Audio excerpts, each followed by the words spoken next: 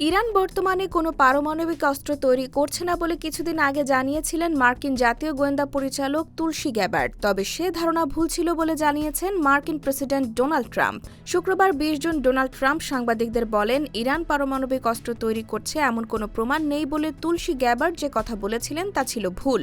তুলসী গ্যাবার্ডের অবস্থান সম্পর্কে সাংবাদিকদের প্রশ্নের জবাবে তিনি বলেন, আমার গোয়েন্দা সম্প্রদায় ভুল ছিল। ইরান ইসরায়েলের যুদ্ধের বিষয়ে মার্কিন প্রেসিডেন্ট বলেন, যুদ্ধের ক্ষেত্রে ইসরায়েল ভালো করছে। আমার মনে হয় আপনারা বলতে পারেন ইরান কম ভালো করছে। ট্রাম্প জানান, যদিও তিনি ইসরায়েল ও ইরানের মধ্যে একটি যুদ্ধবিরতি চুক্তিকে সমর্থন করতে পারেন, অন্য এক প্রশ্নের জবাবে তিনি বলেন, ইসরায়েল ইরান সংঘাতে ইউরোপ সাহায্য করতে পারবে না। ইরান পারমাণবিক অস্ত্র তৈরি করছে অজুহাতে গত ১৩ জুন ভোরে দেশটিতে ব্যাপক হামলা শুরু করে ইসরায়েল। এ অভিযানের কোড নাম অপারেশন রাইজিং লায়ন। তাদের লক্ষ্য ছিল ইরানের পারমাণবিক স্থাপনা, সামরিক ঘাঁটি ও ঊর্ধ্বতন কর্মকর্তাদের আবাসিক ভবন।